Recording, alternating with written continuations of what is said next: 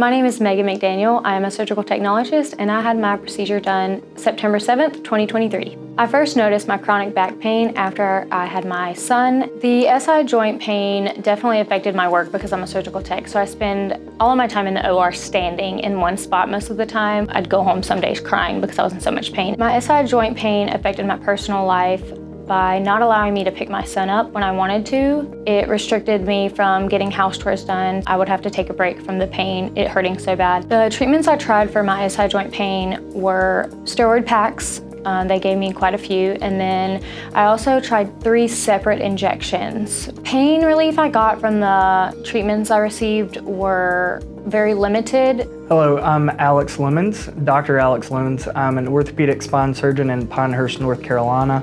I practice at Pinehurst Surgical Clinic. Today we're going to talk about an important but often overlooked cause of chronic back pain. The sacroiliac joint is essentially the connection between the spine and the pelvis.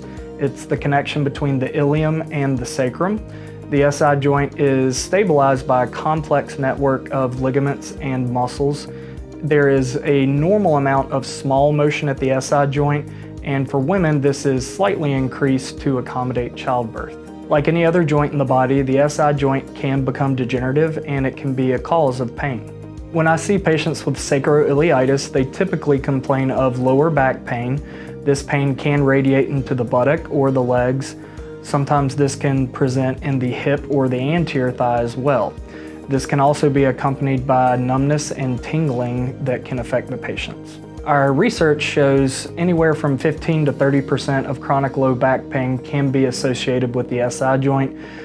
Other circumstances, such as the setting of a lumbar fusion, increases that rate up to 40%. It's important to differentiate SI pain from the lumbar spine so that we're treating the right cause of pain. Typical options to try to distinguish pain includes diagnostic injections, exam maneuvers, and working with a physical therapist. Diagnosing sacroiliac pain includes a thorough history and physical. Patient complaints can be a good indicator. This includes complaints of pain going up and down steps. Sometimes patients can note difficulty getting in and out of a car, or high impact activities can contribute to symptoms. Additionally, we have exam maneuvers to try to isolate the sacroiliac joint and make sure we can see that the pain is coming from that location.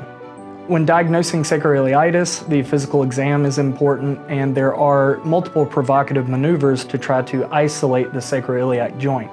One important tool for diagnosing sacroiliitis is the diagnostic injection. This includes an injection of numbing medication into the SI joint. This is often done with contrast to confirm the location of the injection.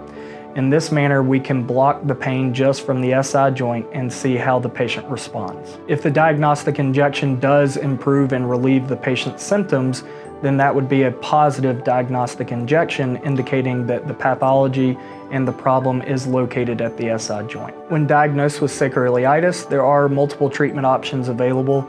This can include injections for therapeutic benefit, physical therapy, and oral medications. If all conservative treatments fail, there are surgical treatment options available.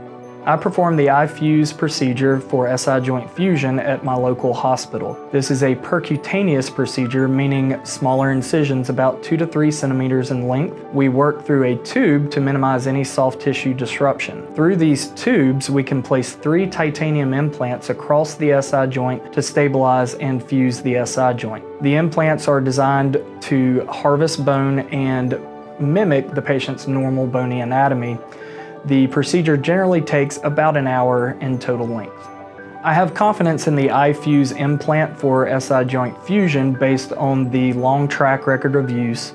There is good data and research behind the product, and the engineering is appropriate. The titanium implant has porosity that closely mimics our natural cancellous bone and helps promote fusion and incorporation of the patient's bone. My recovery from the procedure was being non-weight bearing for a couple of months and being on a walker. The healing was very painless and I was back on my feet before I knew it. If I was talking to a patient who was looking at having this procedure done, I would say go for it and trust your doctor, trust your instincts, and do all the research you need to do. but there's definitely pain relief at the end of it, for sure. Now that I don't have any pain, I am able to participate in activities with my son. I'm able to get on the floor and play with him where I couldn't before. I'm able to take him to the park. I can push him on the swing. I can take him grocery shopping. I'm able to do around the house chores. I have no limitations at all. I began considering the SI joint as a pain generator more commonly due to the increasing recognition in our research and in our societies. Any of this information rings true to you and you have had chronic low back pain, again, the SI joint is an under-recognized cause of this type of pain. We welcome any and all patients to call.